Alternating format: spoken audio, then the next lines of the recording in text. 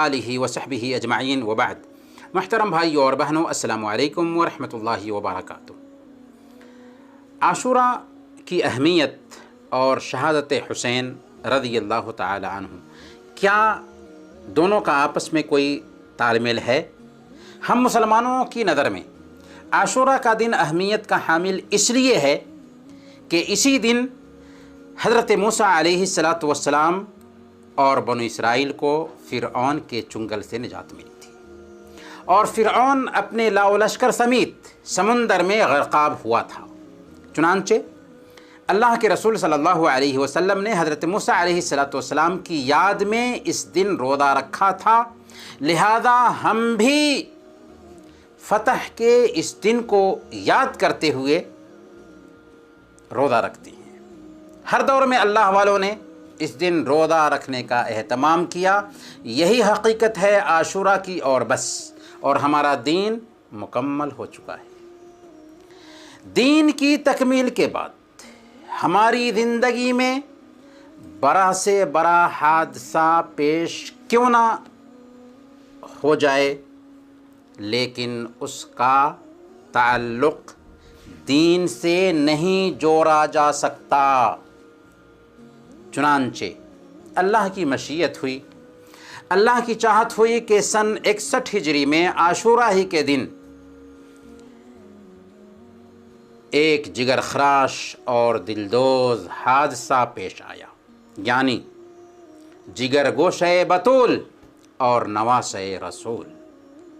سیدنا حسین رضی اللہ تعالی عنہ میدان کربلا میں شہید ہو کر زندہ اور جاوید بن گئے۔ یہیں سے تاریخ نے ایسا رخ بدلا کہ عاشوراء کی شکل ہی بدل دی گئی، اور اسلام کے شفاف چہرے کو داغدار کرنے کے لیے دو گمراہ فرقے پیدا ہوئے۔ ایک طرف روافض نے سیدنا حسین رضی اللہ تعالی عنہ سے محبت کا دم بھرتے ہوئے اس دن کو رنج و الم اور ماتم کا دن قرار دیا، اور ڈھیر ساری بدعات اور خرافات ایجاد کر لی، تو دوسری طرف نواصب نے اس دن اچھے کپڑے پہننے، اچھے کھانے پکانے اور سرما لگانے کی بدعات ایجاد کی۔ بدقسمتی سے اہل سنت کے جاہل عوام میں یہ تصورات عام ہو گئے، اور بر صغیر پاک و ہند میں محرم الحرام کے دنوں میں عجیب عجیب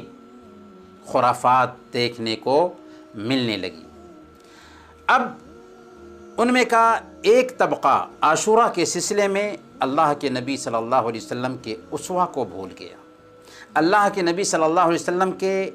نمونہ کو بھلا بیٹھا، اور بدعی طریقہ کا عامل ہو گیا، بدعی طریقہ کا قائل ہو گیا۔ حالانکہ سنت کا طریقہ یہ تھا کہ اس دن روزہ رکھا جائے، حقیقت خرافات میں کھو گئی، یہ امت روایات میں کھو گئی۔ اہل بیت سے محبت ہمارے ایمان کا حصہ ہے، اور شہادت حسین رضی اللہ تعالی عنہ کے دردناک اور کربناک واقعے کو سن کر امت کا ہر فرد بے چین اور پریشان ہو جاتا ہے، ہماری آنکھیں اشکبار ہو جاتی اور دل بے قرار ہو جاتا ہے۔ لیکن ایک مسلمان پر لاکھ پریشانیاں آ جائیں، وہ شرعی حدود کو تجاوز نہیں کر سکتا۔ آئیے اس واقعہ کو ہم شریعت کے ترازو پر تول کر دیکھتے ہیں۔ سب سے پہلے اسلام نے مصیبت کے وقت صبر کرنے کا حکم دیا ہے۔ اللہ تعالیٰ نے فرمایا وَبَشِّرِ الصَّابِرِينَ الَّذِينَ إِذَا أَصَابَتْهُمْ مُصِيبَةٌ قَالُوا إِنَّا لِلَّهِ وَإِنَّا إِلَيْهِ رَاجِعُونَ، کہ صبر کرنے والوں کو بشارت سنا دیجئے کہ جن کو پریشانی لاحق ہوتی ہے تو اِنَّا لِلَّهِ وَإِنَّا إِلَيْهِ رَاجِعُونَ کہتے ہیں، صبر کہتے ہیں، کرتے ہیں، اور صبر کرنے والوں کا اجر و ثواب بھی بے حساب ہے۔ انما یوفی الصابرون اجرهم بغیر حساب، اللہ تعالیٰ صبر کرنے والوں کو بغیر حساب و کتاب کے اجر عنایت فرماتا ہے۔ اور ہماری شریعت نے کسی کی وفات پر یا شہادت پر نوحہ اور ماتم کرنے کی اجازت نہیں دی۔ سینہ کوبی اور ماتم و شیون سے سختی کے ساتھ منع کیا اور روکا۔ صحیح بخاری اور مسلم کی روایت ہے، اللہ کے نبی صلی اللہ علیہ وسلم نے ارشاد فرمایا، لیس منا من لطم الخدود وشق الجیوب ودعا بدعوى الجاہلیہ، وہ شخص ہم میں سے نہیں جس نے رخساروں پر تماچے مارا، گریبانوں کو چاک کیا اور جاہلیت کی پکار پکاری، یعنی جو چہرے پر تماچے مارتا ہے، گریبان چاک کرتا ہے اور جاہلیت کی پکار پکارتا ہے، وہ شخص ہم میں سے نہیں، یعنی جو واویلا کرے، مصیبت میں موت کو پکارے، وہ ہم میں سے نہیں۔ اور نوحہ اور ماتم کرنا یہ جاہلی طریقہ ہے، جاہلیت کے کاموں میں سے ہے۔ چنانچہ صحیح مسلم کی روایت ہے، اللہ کے نبی صلی اللہ علیہ وسلم نے ارشاد فرمایا، اربع فی امتی من امر الجاہلیہ لا یترکونہن، الفخر فی الاحساب والطعن فی الانساب والاستسقاء بالنجوم والنیاحہ، کہ میری امت میں جاہلیت کے 4 ایسے کام ہیں جنہیں وہ نہیں ترک کریں گے۔ حسب و نسب پر فخر کرنا، دوسروں کے نسب اور خاندان میں عیب نکالنا، اور ستاروں کے اثر سے بارش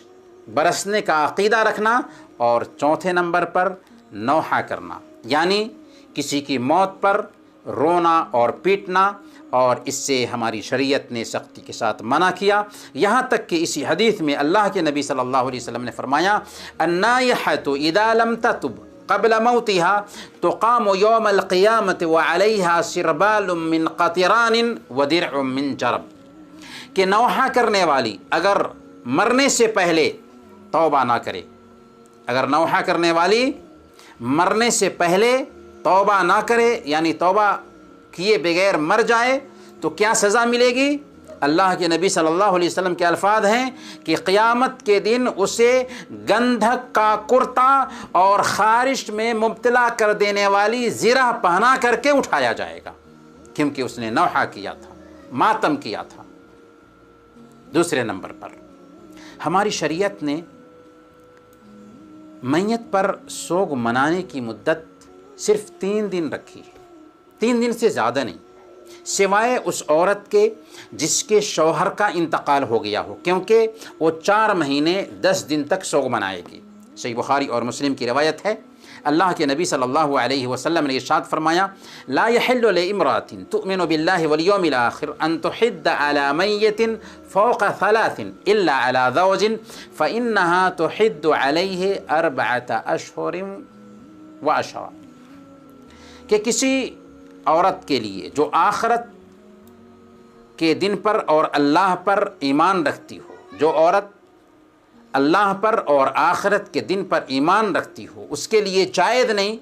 کہ مردے پر 3 دن سے زیادہ سوگ منائے، سوائے شوہر کے کہ شوہر کی وفات کے بعد اس پر 4 مہینہ 10 دن تک سوگ منائے گی۔ جب میت پر 3 دن سے زیادہ سوگ منانا جائز نہیں ہے، تو حضرت حسین رضی اللہ تعالیٰ عنہ کی شہادت کو تو ایک زمانہ بیت گیا، آخر اب تک ماتم کرنا اور نوحہ کرنا کیوں کر درست ہو سکتا ہے؟ پھر ماتم کرنے والوں کا ڈھونگ دیکھیے کہ سال بھر تو وہ نارمل حالت میں رہتے ہیں، زندگی کا لطف اٹھاتے رہتے ہیں، لیکن محرم کا مہینہ آتے ہی نوحہ اور ماتم شروع کر دیتے ہیں۔ تاریخ میں صرف ایک حضرت حسین رضی اللہ تعالیٰ عنہ کی شہادت عمل میں آئی ہے، کیا ان سے پہلے کوئی شہید نہیں ہوئے؟ اور کیا ان کے بعد کسی کو شہادت نہیں ملی، کسی کی وفات نہیں ہوئی؟ یہ تو عجیب معاملہ ہے نا۔ سب سے پہلے حضرت حسین رضی اللہ تعالی عنہ کے ابا کو دیکھیے، حضرت علی رضی اللہ تعالی عنہ، جن کو بے دردی کے ساتھ شہید کر دیا جاتا ہے،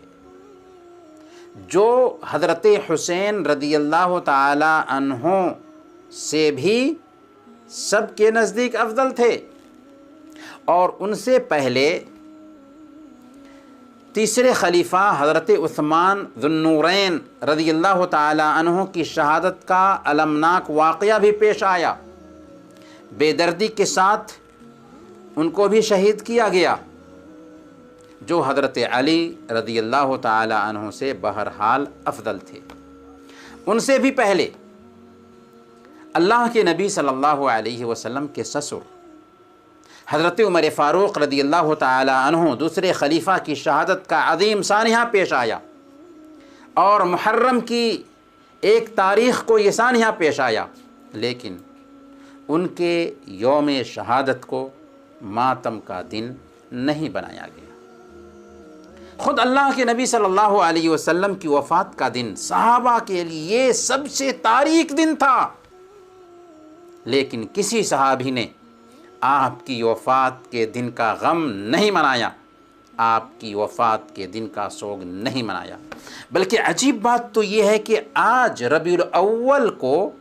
یعنی 12 ربیع الاول کو اللہ کے نبی صلی اللہ علیہ وسلم چونکہ وفات پائے ہیں،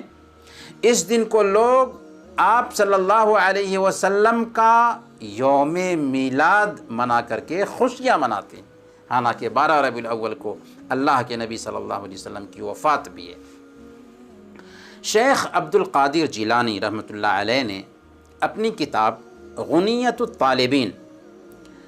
جلد نمبر 2 اور صفحہ نمبر 124 میں بہت پتے کی بات کہی ہے۔ وہ فرماتے ہیں کہ حضرت حسین رضی اللہ تعالی عنہ کی شہادت والے دن کو غم کا دن کہنا اگر جائز ہوتا، یعنی حضرت حسین رضی اللہ تعالی عنہ کی شہادت والے دن کو اگر غم کا دن کہنا یا غم کا دن منانا جائز ہوتا، تو اس سے کہیں زیادہ حقدار سوموار کا دن تھا۔ کیوں؟ اس لیے کہ اسی دن نبی اکرم صلی اللہ علیہ وسلم فرماتے ہیں، اس لیے کہ اسی دن نبی اکرم صلی اللہ علیہ وسلم اور حضرت ابوبکر صدیق رضی اللہ تعالی عنہ نے وفات پائی۔ جی ہاں، اگر حضرت حسین رضی اللہ تعالی عنہ کی شہادت کے دن کو غم کا دن منانا جائز ہوتا، تو اللہ کے نبی صلی اللہ علیہ وسلم اس بات کا حق رکھتے تھے کہ آپ سرور کائنات تھے، ساری انسانیت کے لیے رحمت بنا کر بھیجے گئے تھے، آپ کے یوم وفات یعنی سوموار کے دن کو ماتم کا دن منایا جاتا، لیکن کوئی اس بات کا قائل اور فاعل نہیں ہے۔ یاد رکھیں، زندہ قومیں ہمیشہ اپنے نئے سال کا استقبال عزم اور حوصلہ کے ساتھ کرتی ہیں، اپنی غلطیوں پر رونے اور ماتم کرنے کی بجائے ہمت اور استقلال کے ساتھ آنے والے سال کے لیے پلاننگ کرتی ہیں۔ یہی دانشمندانہ قدم ہے، ورنہ ماضی کی غلطیوں پر آنسو بہانا اور سال کی شروعات ہی نوحہ اور ماتم سے کرنا شکست خوردہ قوموں کی پہچان ہے۔ یاد رکھیں، ہمیں حضرت حسین رضی اللہ تعالی عنہ سے محبت ہے، بلکہ ان سے محبت ہمارے ایمان کا حصہ ہے کہ ہمارے آقا نے ان سے محبت کی۔ مسند احمد کی روایت ہے، ایک مرتبہ اللہ کے نبی صلی اللہ علیہ وسلم نے حضرت حسن اور حسین رضی اللہ عنہما کو اپنے سینے سے لگایا اور نہایت جذبات کے ساتھ دعا کی، اللہم انی احبہما فاحبہما، یعنی اے اللہ میں ان دونوں سے محبت کرتا ہوں، لہذا تو بھی ان دونوں سے محبت کر۔ اسی طریقے سے مسند احمد کی ایک دوسری روایت میں حضرت ابو ہریرہ رضی اللہ تعالیٰ عنہ کا بیان ہے کہ اللہ کے نبی صلی اللہ علیہ وسلم اپنے گھر سے نکل کر کے ہمارے پاس تشریف لائے، آپ کے ساتھ حضرت حسن اور حضرت حسین رضی اللہ تعالی عنہما دونوں تھے، ایک آپ صلی اللہ علیہ وسلم کے کندھے پر اور دوسرے آپ صلی اللہ علیہ وسلم کے دوسرے کندھے پر تھے، ایک آپ کے ایک کندھے پر اور دوسرے کندھے پر تھے۔ آپ صلی اللہ علیہ وسلم کبھی ان سے پیار کرتے اور کبھی ان سے پیار کرتے۔ چنانچہ ایک شخص نے اللہ کے نبی صلی اللہ علیہ وسلم سے پوچھا کہ یا رسول اللہ، کیا آپ ان سے محبت کرتے ہیں؟ کیا آپ کو ان سے محبت ہے؟ تو آپ صلی اللہ علیہ وسلم نے فرمایا تھا، من احبہما فقد احبنی ومن ابغضہما فقد ابغضنی، جس نے ان دونوں سے محبت کی اس نے مجھ سے محبت کی، اور جس نے ان دونوں سے بغض رکھا اس نے مجھ سے بغض رکھا۔ اور ایک موقع پر آپ صلی اللہ علیہ وسلم نے فرمایا تھا کہ ان الحسن والحسین ہما ریحانتای من الدنیا، بے شک حسن اور حسین رضی اللہ عنہما دنیا میں میرے دو پھول ہیں۔ جی ہاں، ہم اللہ کے نبی صلی اللہ علیہ وسلم کے دونوں نواسے سے محبت کرتے ہیں، اور ان سے محبت کرنا ہمارے ایمان کا حصہ ہے۔ ہم حضرت حسن، حضرت حسین اور تمام اہل بیت سے محبت کرتے ہیں جیسے ہمارے آقا نے ان سے محبت کی تھی، لیکن ہمیں ان کی شان میں غلو کرنے کی اجازت نہیں ہے۔ لیکن افسوس کہ اہل سنت کی ایک اچھی خاصی تعداد اس دن روزہ رکھنے کی بجائے تعزیہ داری اور نوحہ خوانی کرتی اور اس طرح کے جلوس میں تماشابی کی حیثیت سے شریک ہوتی ہے، جو سراسر جہالت ہے۔ دین میں نئی شریعت ایجاد کرنا ہے، ہمیں حضرت حسین رضی اللہ تعالی عنہ کے نانا اور ان کے ابا کے طریقہ کو اپنانا ہے، ہمیں